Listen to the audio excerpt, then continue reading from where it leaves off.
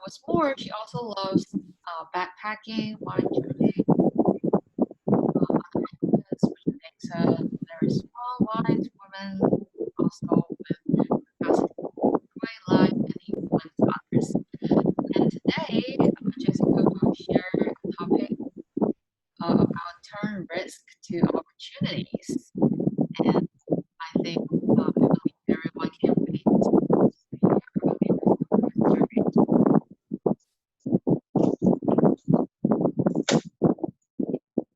Yes. So hi, Jessica. Good to see Hi you. there. Is it all right? The noise, the voice, hearing clearly? Yes, it's fine now. Awesome. Awesome. So you guys are fantastic, actually. I was remembering when I was in the university days, I wasn't there to do any public speaking. Every time I had the mic with me, I would be sweating. So you guys have been doing a fantastic job. Very big congratulations to the SHO, the whole club. And I do see that a lot of you might be new members, and you do have some committee. They are actually guiding the new members, and all of you are actually volunteering yourself. So I do like it very much. So one question for Judy. So I know we're a little bit behind schedule. Do we still want to go for like 45 minutes, or how do we want to structure this? I think we can cut off a little bit of the Q&A section, so it should be fine. Okay.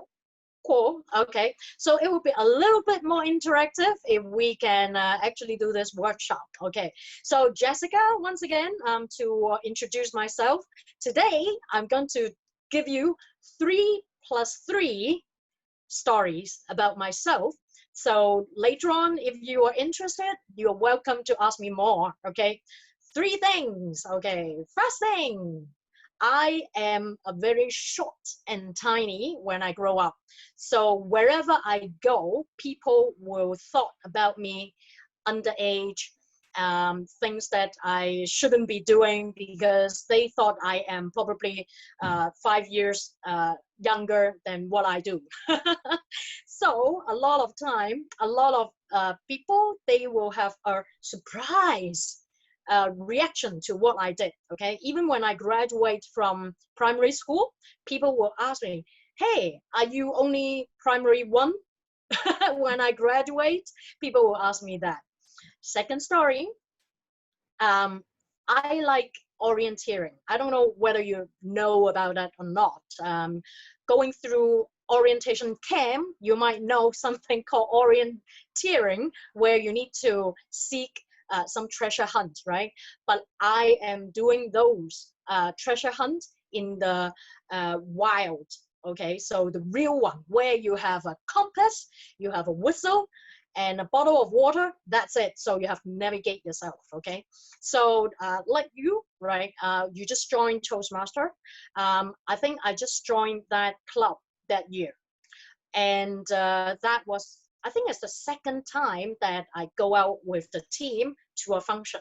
And I know that it was an inter-school event. And then the chairman came over, and then she said to me, uh, saying that, hey, you guys are from the Great Sea, okay? So we only have 3 of you joining the event. Instead of thinking that, oh gosh, why only 3 of us, right? So is it not interesting, or is it people don't come, right? So, and then she actually come to me and then pat on my back and then say, hey, only 3 of you from our team, so all of our trophies and awards will be relying on you. And I really like that encouragement so much. And because the chair lady actually told me that everything is on you, right? So I didn't feel the pressure. Instead, I put all her encouragement to the quickest way that I can actually run sooner than we hear the beep, right? And then we go all the way through the mountains. We get the treasure, and then we pin, right? And then we come down, right? So I didn't stop at all because she said that you can do it. And that time was the first time that I ever got a inter-school overall championship. So I never stopped, and I remember most of the competitors, they finish around 30 minutes, and I finished off 18 minutes. So that was another wonderful experience. If somebody give you the right encouragement at the right timing, I performed. Okay, third story. Like you guys in the university, there's so many clubs, and then they will say, hey, we got some events here, we got some events there, do you want to join, right? And there was one day that I bumped into my previous schoolmate. She said, hey, did you know that there is a fantastic event on this whole training that will last for 18 months? I said, I don't know, because actually I study physics and computer science. We don't actually go out very far to look at things which is going to the how you are being placed in the career, because it's too far away, because we don't actually have that mindset. Okay, but she is in the business department. Okay, so she studied business, and that's why they had a very good sense on, oh, if actually I can be exposed in this program, I might have a better job, I might have a better career, right? And then she told me about that, and then she said, hey, you should sign up for this event. And then I asked her, when is the deadline? She said, look at the watch, 2 hours away. If you know that there is a wonderful program where you need to fill in a deck of application form, right? In 2 hours time, it's going to be the deadline. Will you take the border to actually sign up? A lot of people say, oh, well, the deadline is too rush, and I don't want to bother. I don't have this, I don't have that, and I don't have my record. And you even have to write an essay to submit. But that time, because she was describing it so attractive, and I find that, why not? There's only 120 minutes away. If I can actually get in that, I would love to do so. Then I go to the admin office, and then I ask them, hey, do you have such a form for this is this program, right?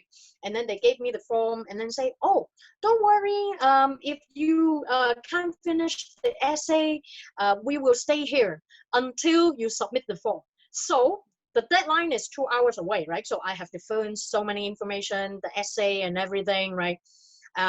It ended up, I couldn't finish off by the time the time is up. However, because the staff encouraged me as well, I fill in anyway. And she also say, if you don't have enough space to write all your experiences, we can give you like A4 size paper. You can write on the blank paper. And then I say, really? Okay. Then I write as much as possible. It turned out that that program, it's something that is so hard to get into. They only select 50 students every year. And I was one of those, I think 500 students that submitted in the application form. And I was so lucky, through the interview, I got selected. And I got a summer spending in Tsinghua University in Beijing.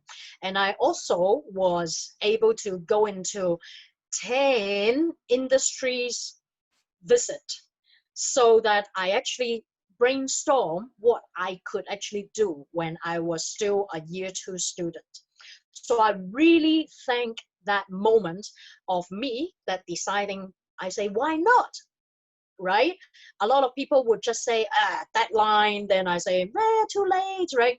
But I actually took that. That program actually changed a lot of my life. And I even have a team of the career placement psychologists. They run some very good personal growth program on the whole 50 students, and they match us with mentor and mentee as well. And that was the first time that I experienced that with a working mentor, with a studying mentee, I gained so much experience from them. And I was so lucky. My mentor was amongst the one of the, well, greatest one within that.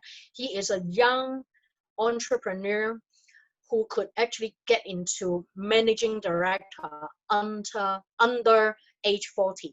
So a lot of corporate, yes, you can work up your title, but not under 40s. So I got to have a very good exposure. So that's the three story. One is a physical experience, physical appearance. Second is when you actually got someone who say, hey, you are possible. And the third one is even when the deadline is right in front of you, do you want to take that? Okay, three stories. Another three stories. When I was in the university, I wanted to be involved in a dormitory. By that year, one of the dormitory we know that is going to be tear down, okay, in 1.5 years. I was thinking, yeah, I got 3 years in my university days. If I can actually spend 1.5 in this dormitory and I can actually spend the next in the next dormitory, I think it could maximize my experience. I was quite naive, wasn't aware that on the whole dormitory thing, you had the whole spirit, you have the loyalty that you won't even change your identity, even if you are kicked out from the dormitory, but I didn't know that. So I chose one of the dormitory, which is going to be tear down soon. Okay, it's called the Lady Houghton Hall dormitory in Hong Kong U.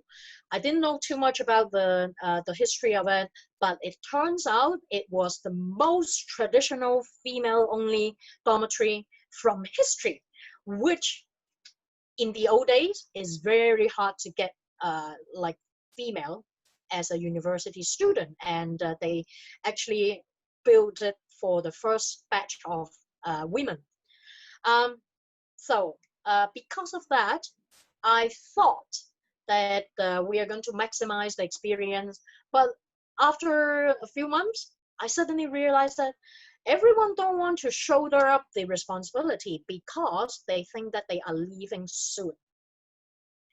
Did you actually have that experience? If you go into certain society, right, and people ask you, hey, can you actually take up the committee position, or you wanted to like contribute, right, or do something more long term, but they think, well, it's just a transition period. I'm not going to stay long. I'm going to devote to some other places. So if you know what is excom, right? So by that year, normally we will have 14 excom in the hall. But that year, we could only have three stupid ladies who took up the role as the executive committee. And I was one of the three stupid girls, okay? And everything is under resources. People are thinking they are going to leave anyway. And it was 97. If you remember what happened in 97 for the whole Hong Kong, do you know what's that about? I want to hear something.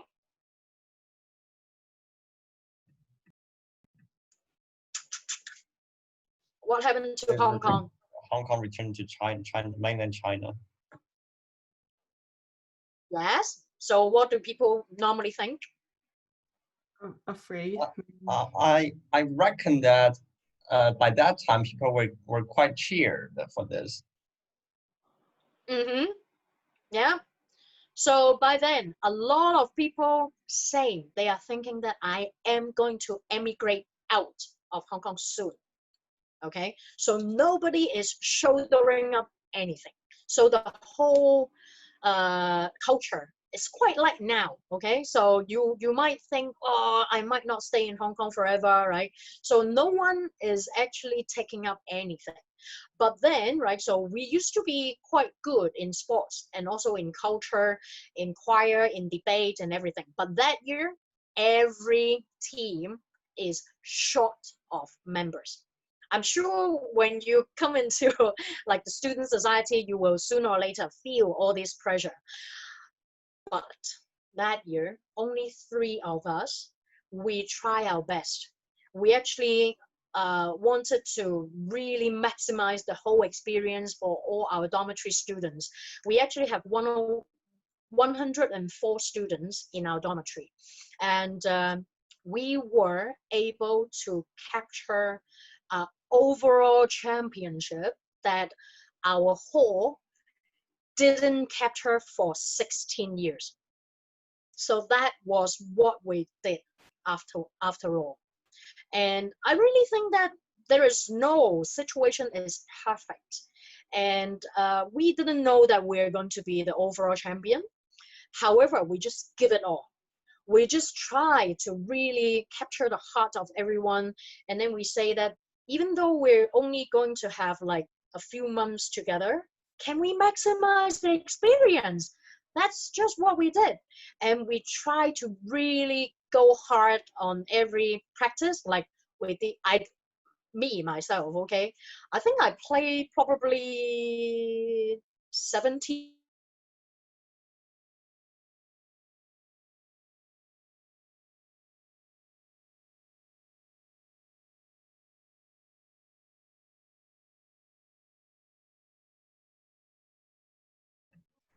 Jessica, would you please unmute yourself? Yep. Yeah. Can you see me? See me? Okay. Yes. Okay, right? Okay, sorry, I can't see myself. Let me see. Yeah, okay, there we go. Okay, sorry, my phone is overheating. Okay, so, that was the time that we actually changed, we allow the whole team to really give their best. Me actually did softball, hockey, debate, choir, aquatics, swimming team, right? So everything that I can actually do, I volunteer. At the end, I think for the whole dormitory, we only have around 20 members. Okay, we only have 20 members, but we have 10 ball teams. We have 4 cultural teams. So each of us actually play a couple of teams, but we were managed to getting the 16 years overall championship that we never capture. And when we actually did that, I think all of the, we say the 大仙, okay, I don't know how you call it in CU, okay, in Hong Kong U, is quite big thing, right? So it ended up the past 20 years, 大仙, they all came back to celebrate that, yeah, we got a 16 years championship, finally, before we were being tear down, okay? So that was an amazing twist on what you can actually do. You could never imagine that we were actually out of resources everywhere, okay? All right, so this is the first story about the second batch, okay? Third batch, okay, so, and then I studied physics and computer science. Nobody thought that I am going to do anything about business, even I myself. I thought money is stinky, okay?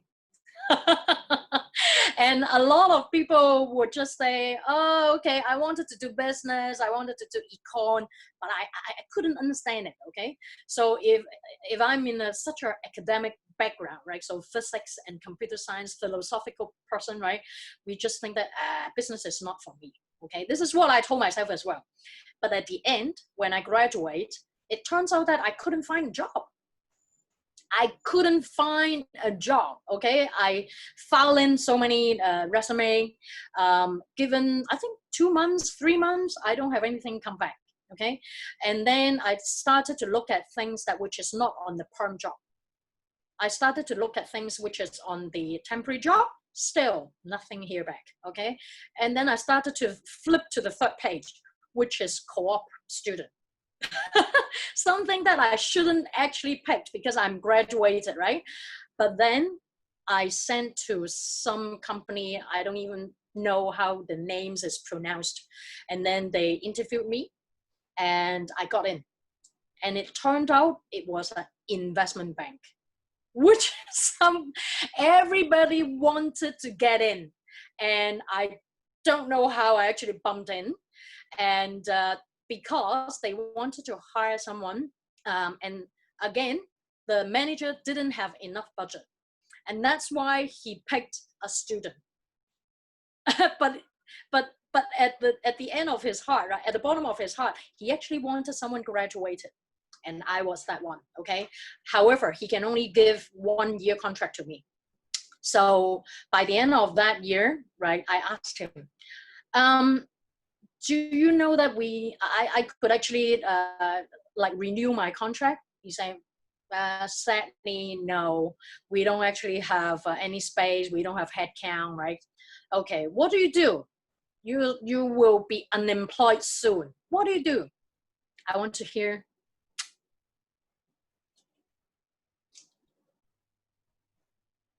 So you will face this soon, okay? You're going to be unemployed. What would you do? Get prepared. Find another company. Huh? Maybe find another company because you have already Find got another that. company. Yep, that would be. Yep. Some other. Any other? Prepare for the interview and just give more as many applications as you can. To go through the interview once again, right? So you throw out your resume, right? Yeah. But I didn't do that. I asked one manager. I then turned to another manager, which I worked with. And it turns out he liked me so much, but he is not a permanent headcount here. He is an international project manager. And I worked with him and he said, really? Your contract is ending? I'll take you. Okay, so he asked my boss, he said, okay, get her a role. I can actually employ her in my project because they are trying to replace every old system in that company. And then they are going to do something quite new for a few years. So he had headcount. But I did ask him, why did you take me? He said, you know how to ask stupid questions. Had anyone thought of that? That could be a hiring reason. You know how to ask stupid question. I never thought of it. Okay, so I said, why? Okay, he said, it's much better than the other student. They sit on the problem without knowing the deadline. They only tell me by the time it is deadline that they were having problem. They never told me that they don't know this, they don't know that, and they didn't ask for help. And I am able to articulate problem and my potential solution right at that moment without wasting the company's time. So I was so surprised. So I was almost unemployed and he got me the job, right? And then actually there are some interns, they got converted into perm as well, okay? But not me. They didn't take me, okay, on that program, okay? And then I asked the other guy, right? So he was like me, intern, right? I asked him, hey, how is your contract renewed, right? And how much they are paying you? It turned out that they are paying another student 3 times more than what I am paid. I was already super grateful that I have a job and I like the compensation already so much, okay? But then I find out that, what do you do? What do you do? I want to hear.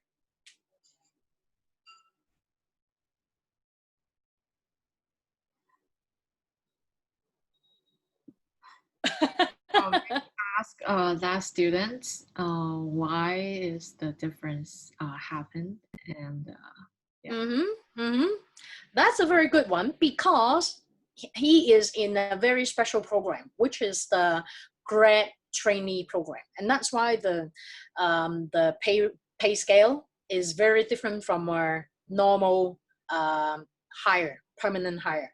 They are paid even more than a normal hire.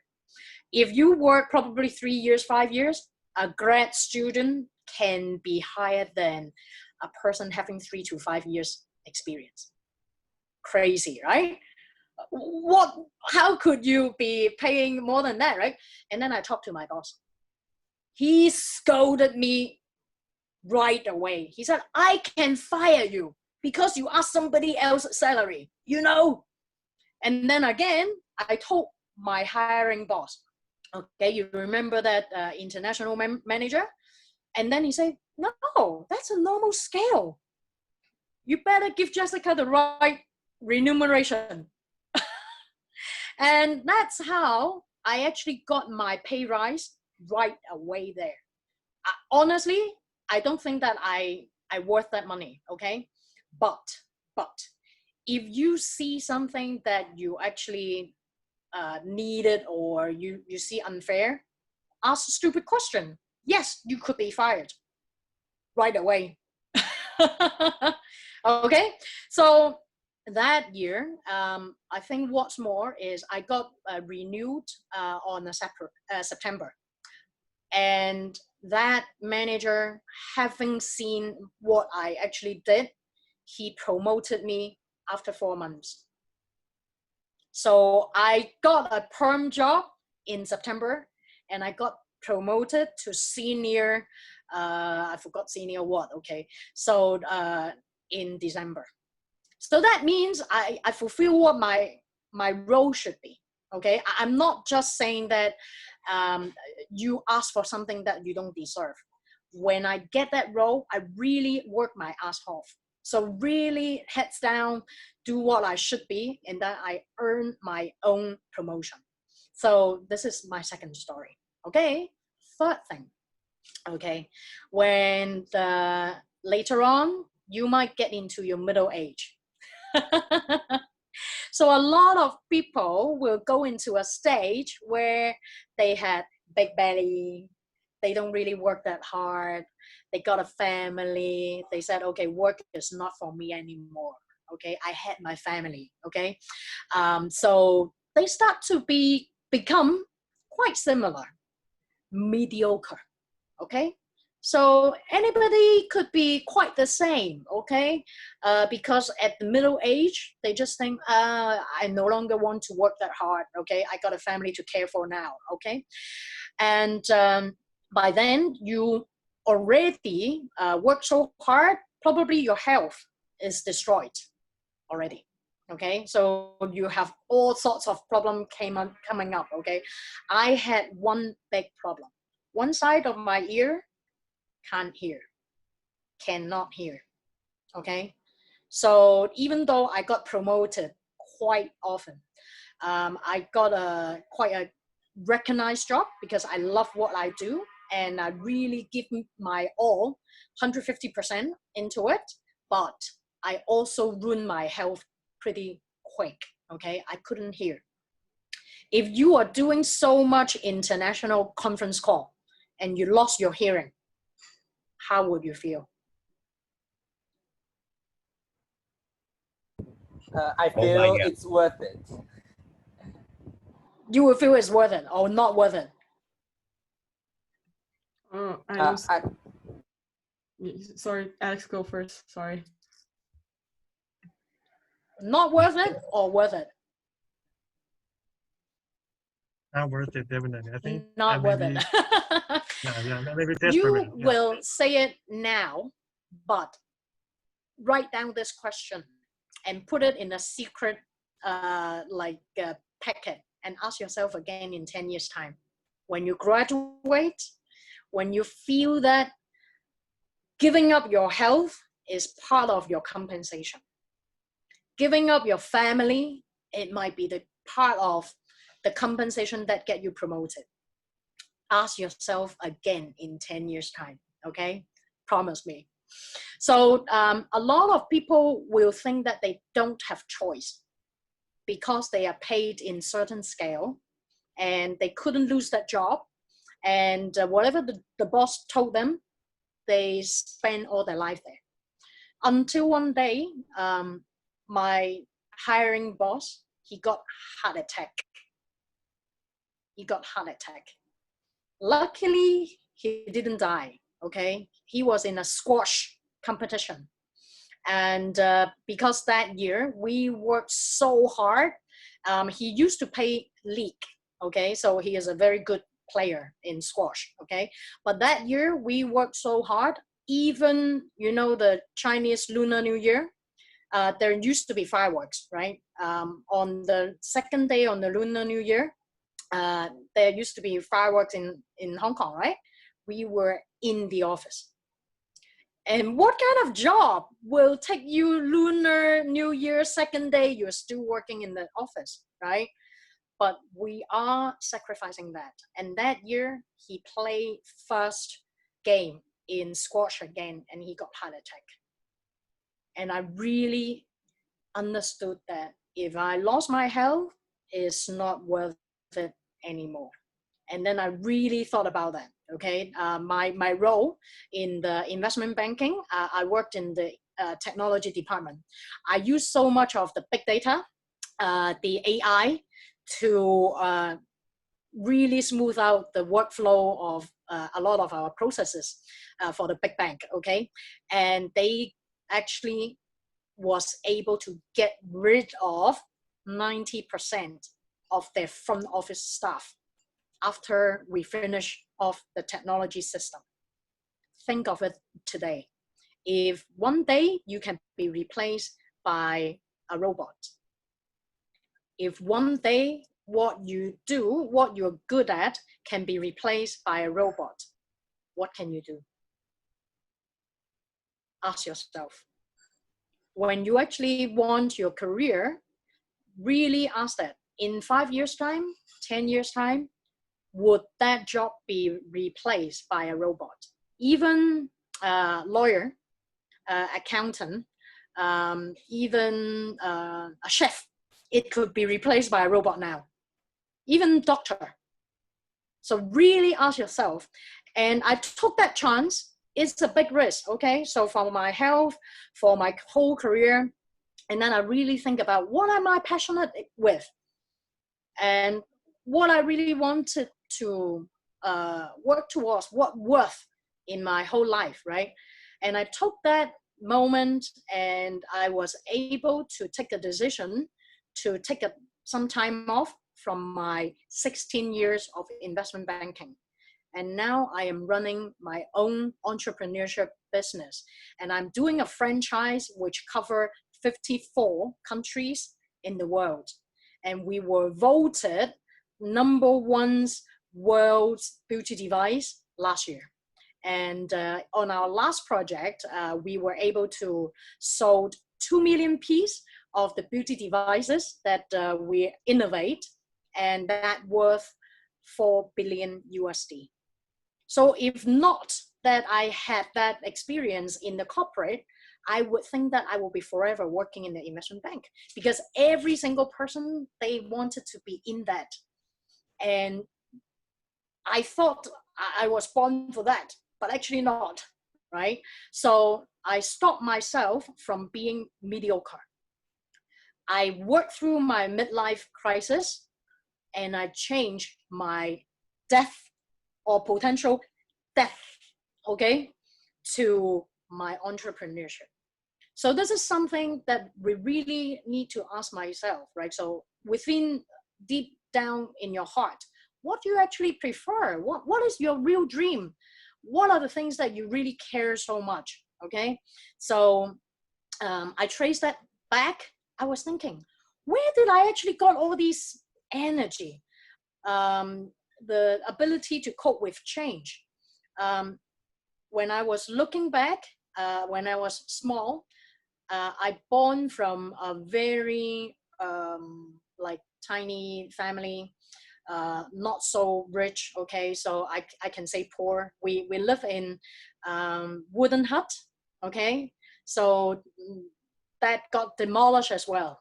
Okay, when I was probably 6 years old, and I need to move because of that, and I lost all my like schoolmates because I just get into primary 1, and then I have to move in a half-year term, and then I went into another school. When I settled down, my mom said, "Oh, this school might be too easy for you," and then I changed to another school, third school on my secondary primary 2, and then I finish off till the end, right? And I actually went through 3 primary school and also 3 secondary school.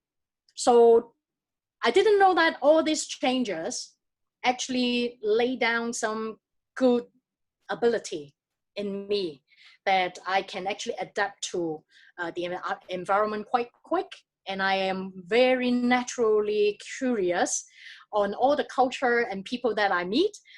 So I like backpacking, I like wine tasting, I like to explore things. And in my backpacking time, I actually brought my parents as well.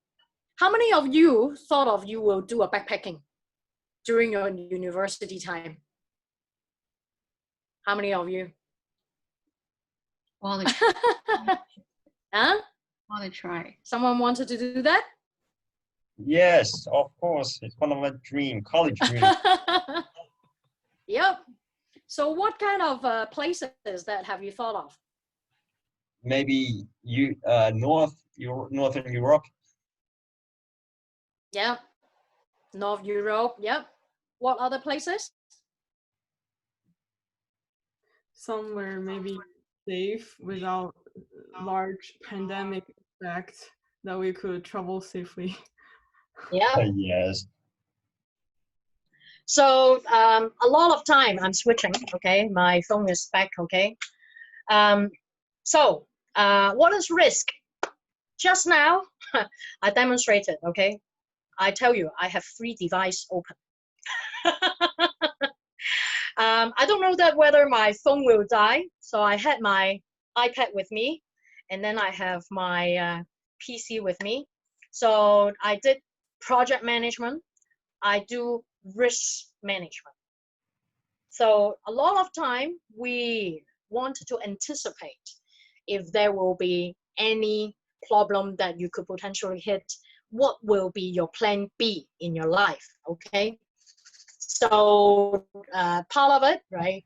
I like it so much. I didn't expect that I need to use my iPad today, but yeah, things happen. And if you have your plan B or even plan C or plan D, that will be something that you will always prepare yourself with the opportunity when times come. Okay, I had a very interesting analogy. Okay, so what is this? Okay, can you see that? Is it a rubber band? Rubber band. Okay, what is the shape here? Circle. Circle. Okay, in the Japanese culture, what is a circle means? Do you know? The song, Huh? like the song. The song? Yeah, yeah. So what does it mean when Japanese do this? Like they refuse something. Not okay, right? So not, right? If they say that, they might do that, or they will do this. Ah, I get it. What's that? It's like just, yeah. Okay, right? Yeah. Okay. Yeah. If you use this and to elongate that, okay, a lot of people, right? So if they have an okay life, if they continue, okay, that can be this. Okay, this is what I call tunnel vision. Okay, so it can be a very long tunnel vision. Okay, so if you get used to that environment and you go year by year by year by year, you get used to it. You only have one view on stuff. Okay, I call it tunnel vision, very limited. Okay, if this circle is big enough, you know what that would be? Telescope. Telescope. Yeah. Okay. That's a good one. Okay. More guess.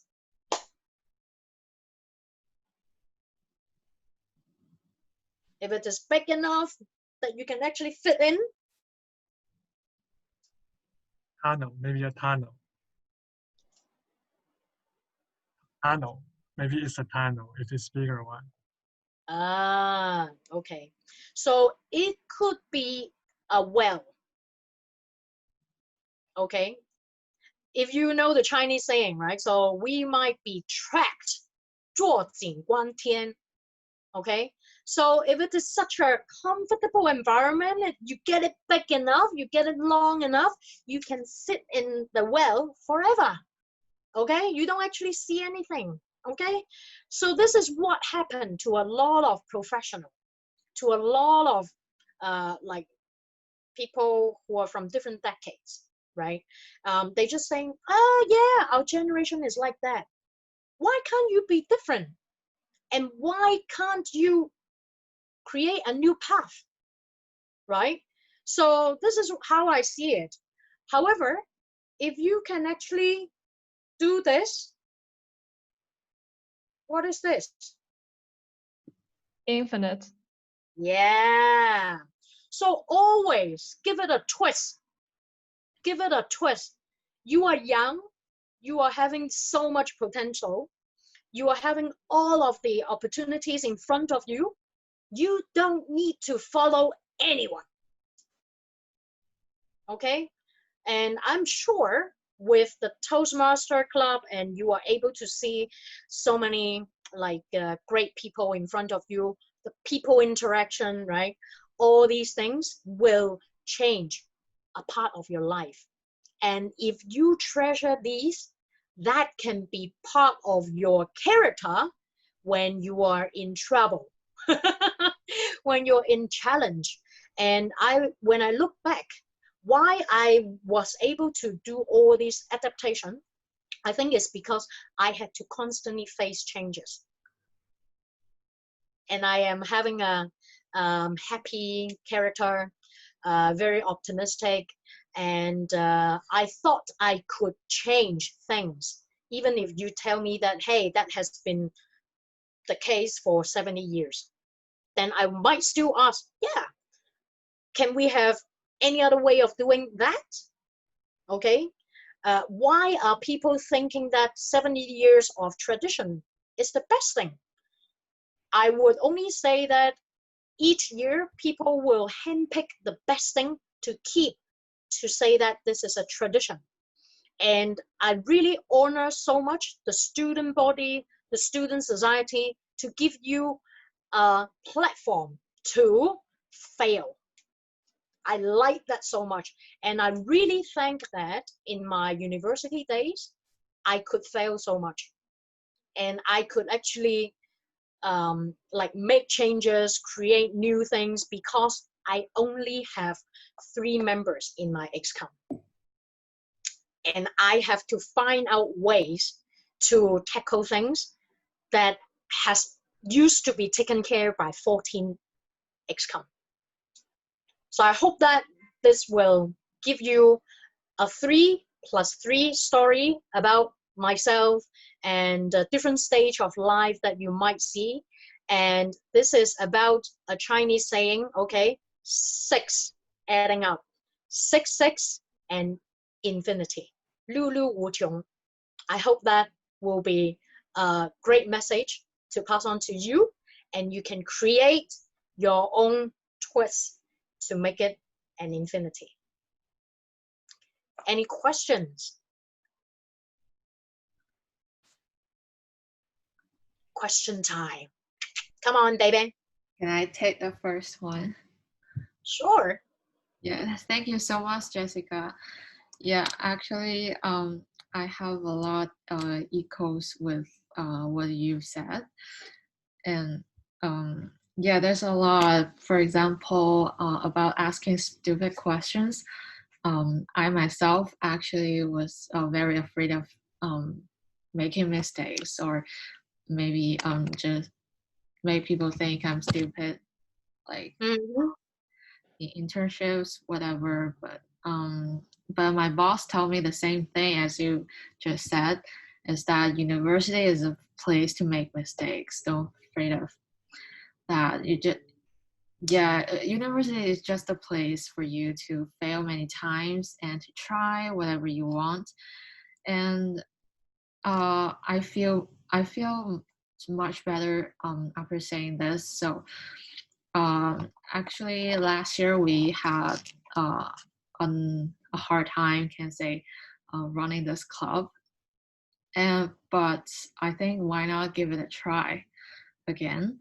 And I'm really grateful for all my XCOM members. We stick together, and yeah, to believe in the possibilities that things can make changes as long as we really spend time, energy into it, to think of plan B, plan C, and plan D, whatever happens. Yeah, that's a very good point that I like to share as well. Thank you. Thank you. Any questions from the floor? Can I thanks Jessica for sharing. That was really inspiring. But I have two questions, and then the first one is, I know that investment banking is really a dream job for many people, and I know there's a lot of pressure. I wonder how do you deal with your pressure? So because when I am facing the pressure, I couldn't breathe and I couldn't think. I just can't move. So I wonder, how do you deal with your pressure? And the second one is, how do you face your failure? That's, for example, maybe some, I can't have an example of industry. Let's just, what if my GPA is low, like compared to my peers? Just this example, that the best I could make. Yeah, these two questions. Okay, very good question. iBank, investment bank, full of pressure, okay? But what other career won't have pressure? Ask yourself. Even if you are doing a chef, it could be under high pressure as well. So a lot of people just think that, oh, I'm here, and then I'm, well, facing everything. Oh, it's only my bad luck, okay? You can think like that. Or you can actually think, wow, perfect. This is a time while I am able to adapt to it. If the quicker that I can actually manage it, the quicker that I learn it. If anything that you learn is here, nobody can steal you.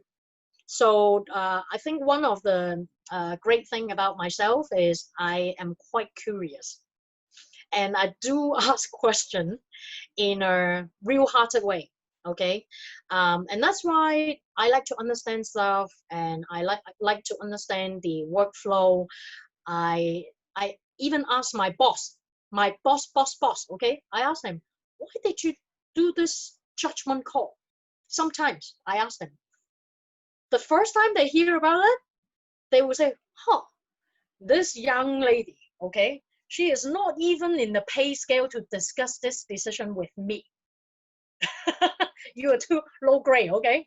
So then later on, they understand that I'm not questioning them. I'm not like challenging them.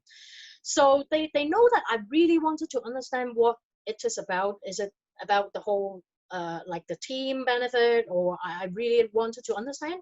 And that actually get me into a pattern where they actually trusted me to give me bigger project, because they know that if you give Jessica anything which is unknown, she will find a way. So along my path, I can tell you, my role originally is a supporting role. You know, listening to phone calls when people phone and then say, my application don't work, blah, blah, blah, can you come over to me, right? So you are taking all the blames and problems. But when I am there, I listen very carefully. And then I try to find a solution to them. And gradually, I build relationship with those people. And they think that, you are being very helpful, even though I don't know. I won't be able to answer them right away. Then I say, okay, did you notice that? I write down your question just now. Same thing. Even if I go to my workplace, if they ask me anything, then I jot down, right? So anything that they said, okay. And then I go back to my boss. well, I researched that, okay? I didn't know that. I have solution for that. I think I'm going to propose this to the solution. Then he said, yeah, well done. But that one, you might want to change it. So you don't blindly ask question. You research it, you find the solution, and then your boss will super appreciate because you asked the permission first. And also you presented your solution first before you go right back to the client. Sometimes I might do the wrong thing, but because I am able to do this communication, transparency is the key. So they don't mind whether you fix it in 2 weeks or 2 days, okay? As long as you keep them informed of the process, right? They are happy.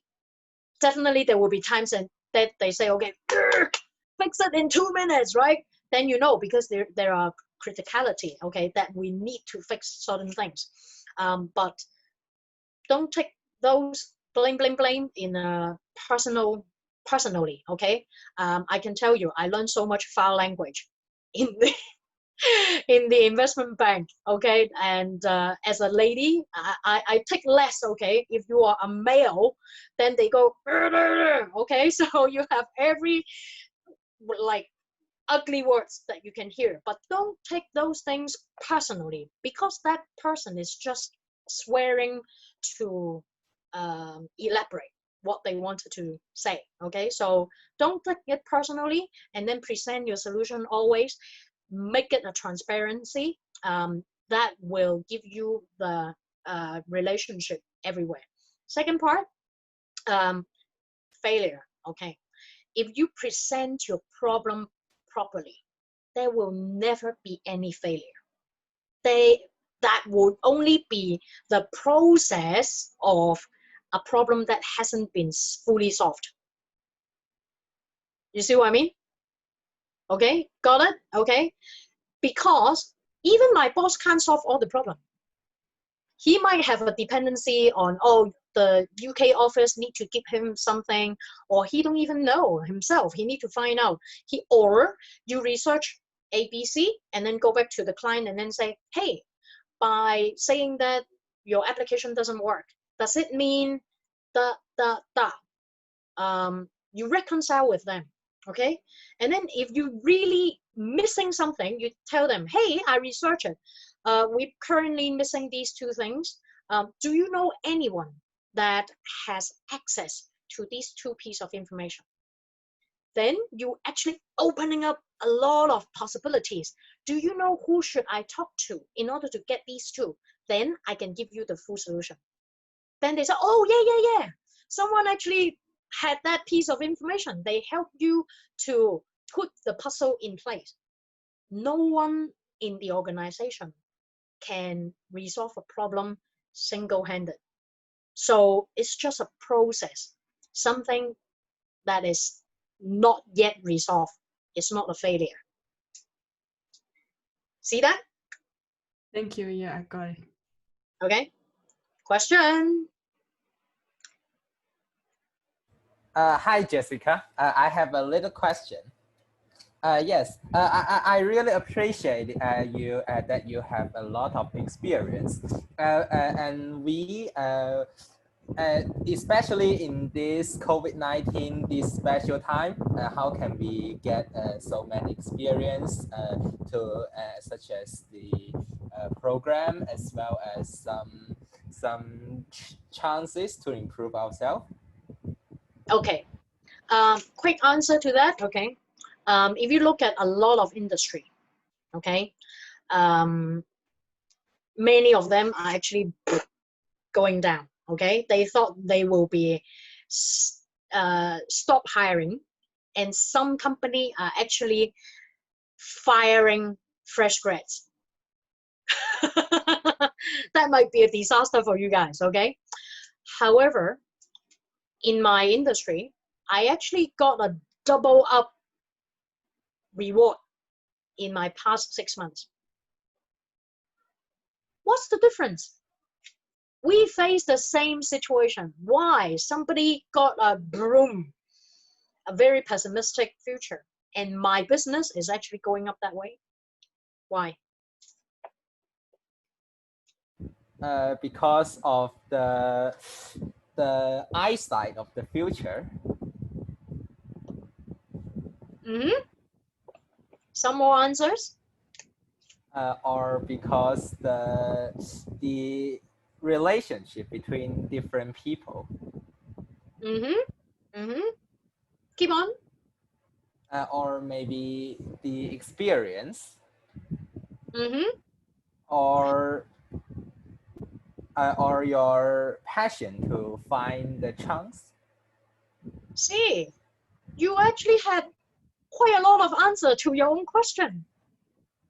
This is how my boss is actually prompting me a lot of time, okay? I think he is a very good boss, okay?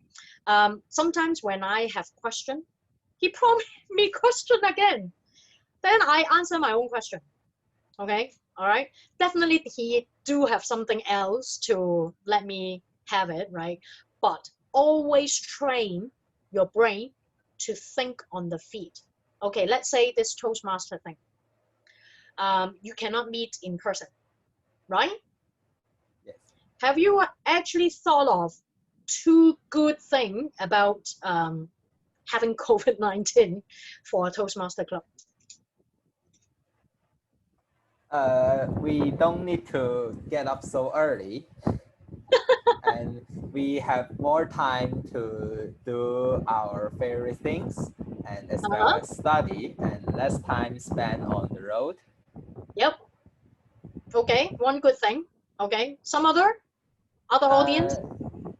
Another is that we don't need to spend extra money to buy some food. We can cook ourselves or by our parents, and it's yes, it's less. We could save more money. Yep. So every time, ask yourself, there is a coin one way, and you have a coin on the other way as well. Okay. So from the Toastmaster point of view, normally you pay one membership, you go one club. Okay. Normally. Okay. If you want to attend more different club, you pay more venue fee. Okay. Every time you have a session, they have to rent a place, right? So you have to pay fee. Okay. In this COVID-19, do you know you can actually go to Portugal, US, UK, Australia? You can actually attend the Toastmaster Club around the world.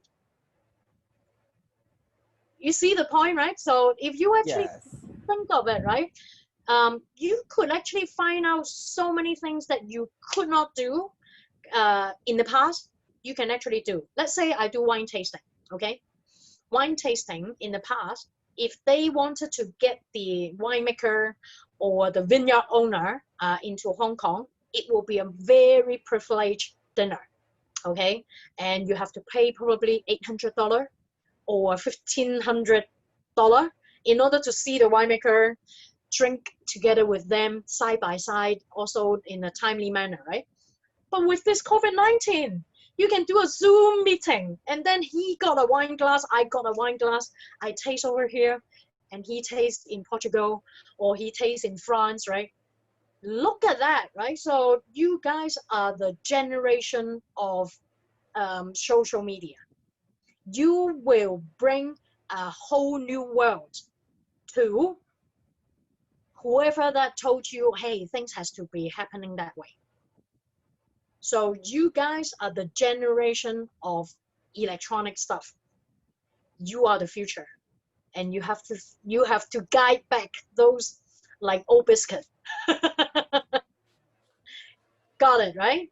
So Yes, for yes. me, I signed up a few classes in Harvard School, free of charge.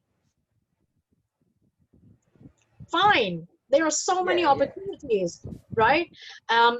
What kind of classes that I sign up, right? So I was in like physics and computer science, right? But now I able to get into some literature. I had some cooking class that explained the theory in chemistry and physics. Okay, but it's a cooking class. Okay, I signed up some class which tells about the Egypt story. Okay, that is the ancient stuff, the architecture, right? So I was never admitted to those architect class. But now I can actually do these things free of charge. Come on, man. And I can actually do multiple Zoom in a single hour. If this is too boring, I have another one to look at. You see how we are actually multitasking? So you guys are the next generation that you can do multi-head in your career. Don't just spend your whole life in one career. It won't Yes, fit yes. anymore. But I'm not saying that you don't need to be loyal, okay? I'm not going to say that, hey, I don't spend time here, I don't spend time there. You spend quality time in each of the category that you are like interested, and do it well. The future of your expertise is not, I am an architect for 40 years. You might be, I am an architect for 20 years, and I am a very good guitar player for 20 years.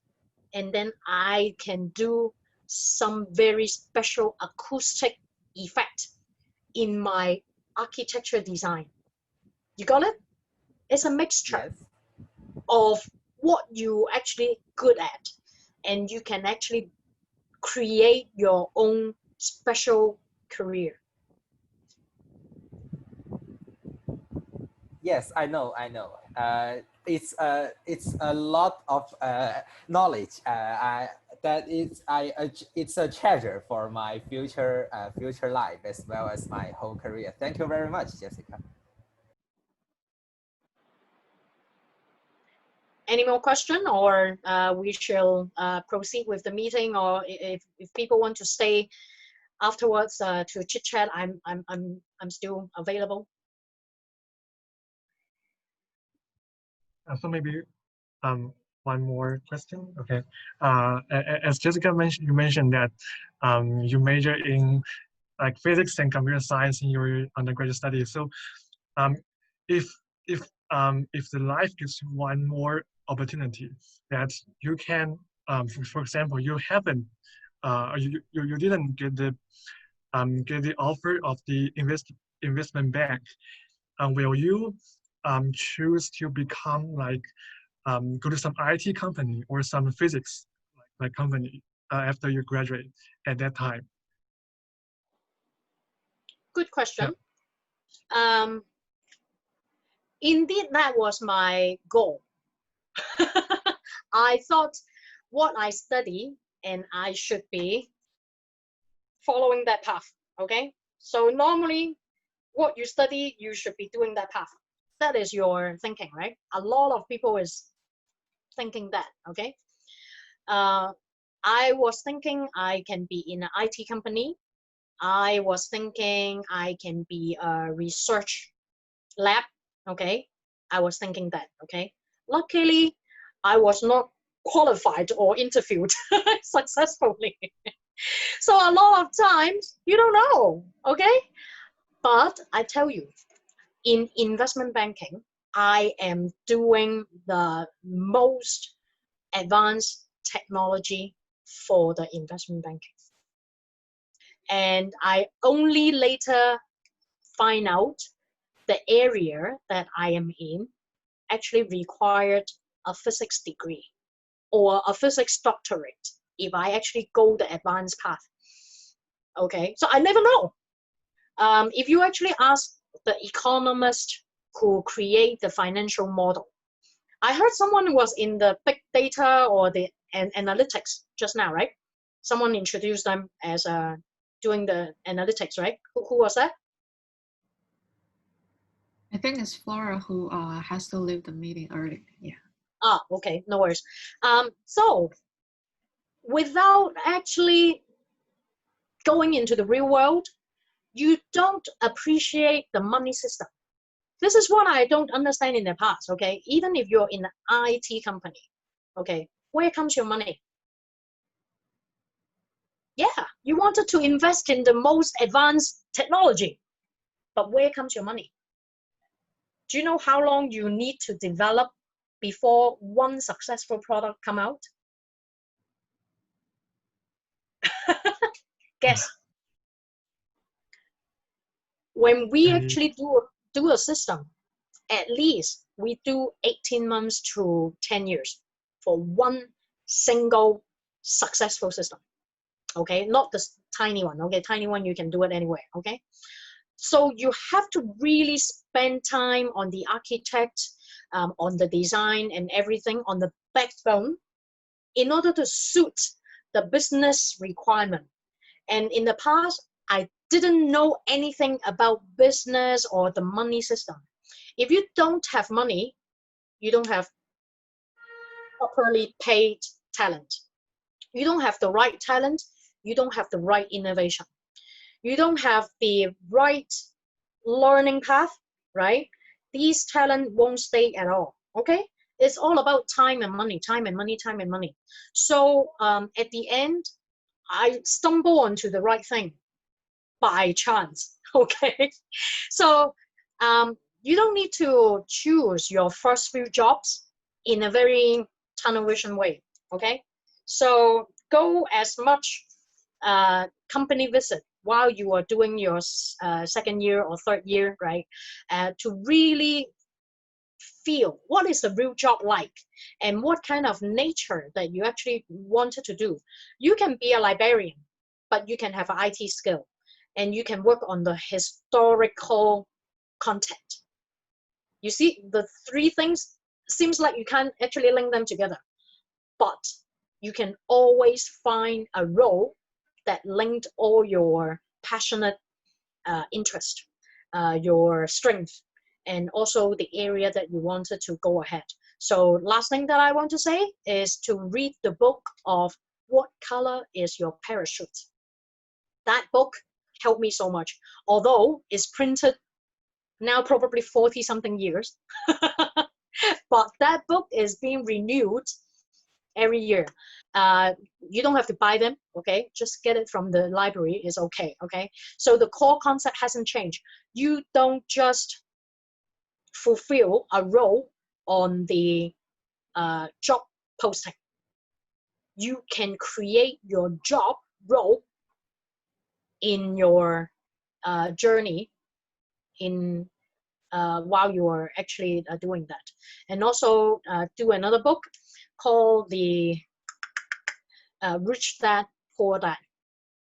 Okay, Robert Kiyosaki. So he's talking about the money system, how you can actually learn all that. If the earlier that you know these things, okay, so one thing is all about your passion, all about your interest, all about your strength. The other one is all about money, how you can actually plan your life financially. So I'm not saying that people who want the money to be a greedy person. I used to think that. I don't like to be that person, okay? People who chasing for money, they are 铜臭, okay? So stinky, okay? So I used to think that no, if you get the right money, you can actually be a very influential person and you can actually reinvest to people who actually need that. So the Rich Dad Poor Dad actually have a couple of series.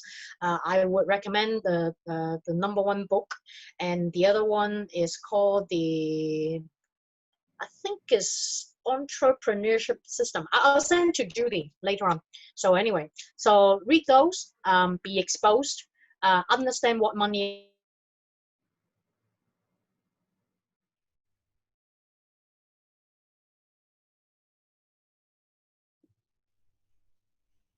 Or maybe it lacks. Holy crap, I need to use my third device.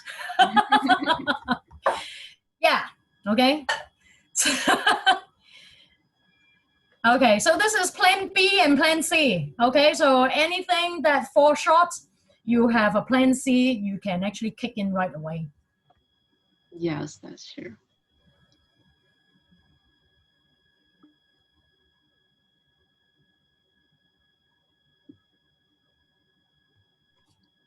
Judy, you want to wrap up? And if they still want to chat, I'll be able to stay on after the meeting, but...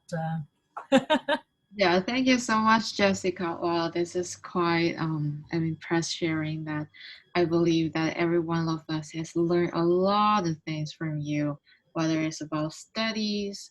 I think mostly it's about how to face whatever happens in your life, whatever you're going to experience, not in the university, but also after graduation and so on, how you plan your life and how you see it.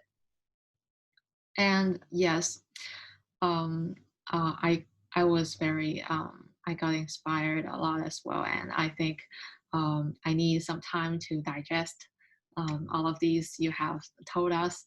And if everyone has, if anyone has more questions for Jessica, maybe I think Jessica, can you leave your contact? Maybe students can contact you later on. I believe we all need some time to digest so that we can have better questions for you. Um, yeah, after preparation. Yeah, thank Sure. you so much. I hope everyone had a good time today. I hope everyone learned whether it's about speech or about life or whatever topics. And that's our goal, to let all of us learn new things every time we are here together. And also, by the way, I believe some of you have um, noticed that Jessica is a very experienced speaker, where she uses a lot of body languages, and she has a very clear structure and hand gestures, which makes the whole speech very lively. You don't feel bored at all, and always all of us devoted into it. Yes, that's what a great speaker is like, and I hope all of you have learned new things today. And thank you so much for coming. Um, yes, it's not quite early now, and hope you guys enjoy your night. Thank you. Thank you so much. Thank Yes. you so much.